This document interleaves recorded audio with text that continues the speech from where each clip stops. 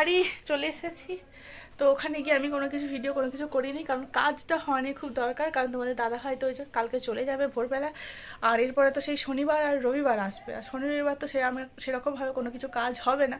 কাজটাই মাথায় ছিল, তো কাজটা করে ফেলেছি। আলটিমেটলি আমি ভীষণ ভীষণ ভীষণ খুশি।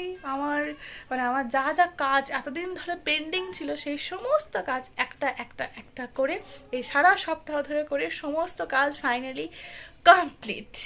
আর আমার একটা মনের অনেক দিনের বহু, বলতে পারো অস্মি হওয়ার পর থেকেই, আগে একটু একটু ইচ্ছা ছিল, কিন্তু অস্মি হওয়ার পর থেকে বিশেষ করে আমার একটা জিনিস হচ্ছে যে আমার মেয়ে ঠিক ওখানে, মেয়ে অস্মির জন্য আমার একটা জিনিস খুব মন থেকে আশা ছিল, কিন্তু সেটা কোনো মতেই পসিবল হচ্ছিল না। সেটাও ফাইনালি আজকে পসিবল হয়েছে। ভীষণ খুশি, আমার সমস্ত কাজও হয়ে গেছে, আমার আশা পূরণও হয়েছে, সব কিছু হয়ে গেছে। ঘড়িতে এখন মোটামুটি বাজছে 1:35।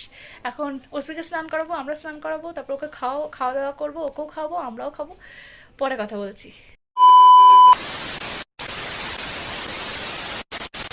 কালকে কলকাতা চলে যাব, কালকে চলে যাব কলকাতা। কেউ কেউটা আবার কি? কেউ কেউ কি? কেমন করে? কেমন করে দেখি? কলকাতা কেউটা কি? কেউটা কি বলো, আমি তো বুঝতে পারছি না। ও গানও হবে, আর কি হবে? কেউটা কি আমাকে বলো। আমি কি করে বুঝবো কেউ কোনটা?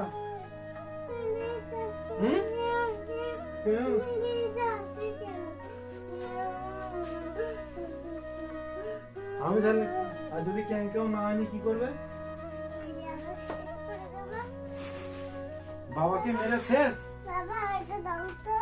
বাবাকে মেরে শেষ করে দেবে।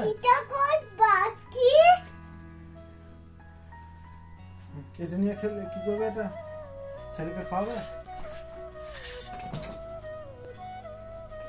অস্মির বাবা যতবারই বাড়ি থেকে কলকাতা যায় ততবারই আমি অস্মির বাবাকে বলেছি, তুমি মেয়েকে ভালো করে বুঝিয়ে বলে যাবে যে তুমি যাচ্ছ কলকাতা, আবার কিছুদিন পর চলে আসবে।